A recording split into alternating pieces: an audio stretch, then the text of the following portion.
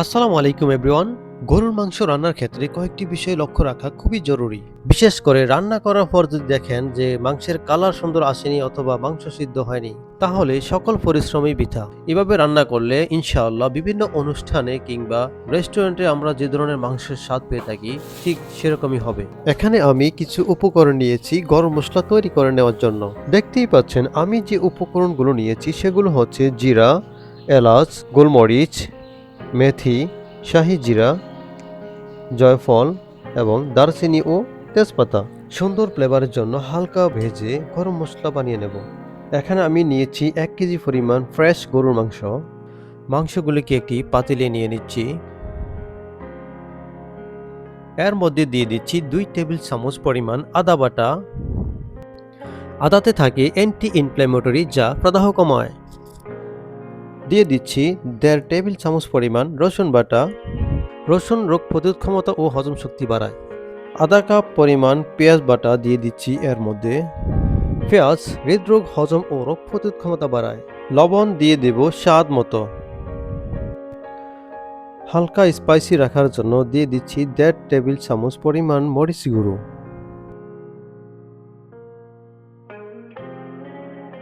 তারপর হলুদের গুঁড়ো দিয়ে দিচ্ছি 1.5 টেবিল চামচ পরিমাণ। এরপর দিয়ে দিচ্ছি ধনিয়ার গুঁড়ো 1 টেবিল চামচ পরিমাণ।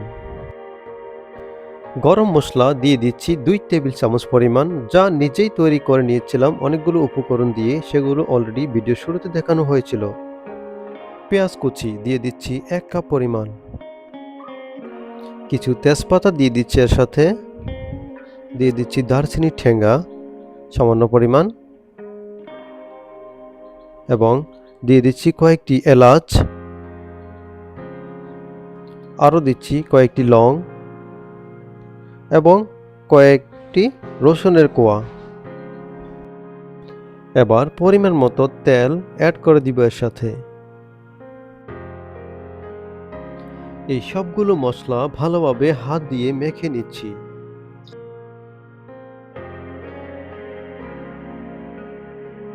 এবার পাতিলটি চুলোতে বসিয়ে দিলাম। এভাবেই কিছুক্ষণ রান্না করে নিচ্ছি। শুরুতে আমি হাই হিটে রান্না করতেছি। দেখুন 5 থেকে 7 মিনিট রান্না করার পর মাংস থেকে পানি বের হয়ে এসেছে। আরও কিছুক্ষণ রান্না করে নিচ্ছি।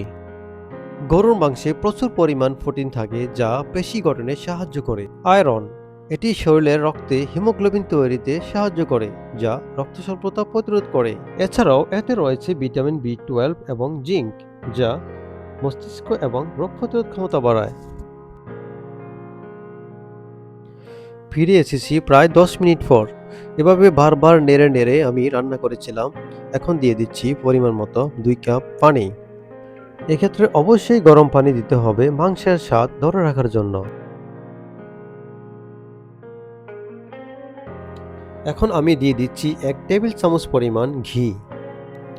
ঘি দেওয়ার ফলে মাংসের স্বাদ এবং সুগন্ধ বাড়ায় এবং খাবারকে আরও মুখরোচক করে তোলে। মাংস যেহেতু মশলাযুক্ত সেজন্য ঘি হজমের জন্য অত্যন্ত উপকারী। আরও কিছুক্ষণ রান্না করার পর দিয়ে দিচ্ছি সামান্য পরিমাণ গরম মশলা, যা আমি নিজেই তৈরি করেছিলাম। এতে করে মাংসের সঠিক ফ্লেভার পাওয়া যায়।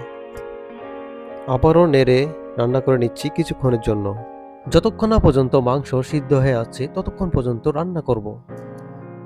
রান্না প্রায় শেষের দিকে, তাই এবার দিয়ে দিচ্ছি সামান্য পরিমাণ কেওড়া জল। কেওড়া জল শুধু খাবারের স্বাদ বাড়ায় না, এটি হজম, মানসিক প্রশান্তি, ত্বক ও দেহের অভ্যন্তরীণ সুস্থতার জন্য অত্যন্ত উপকারী। দেখতে যেমন চমৎকার, খেতেও তেমন সুস্বাদু ও অনেক মজাদার।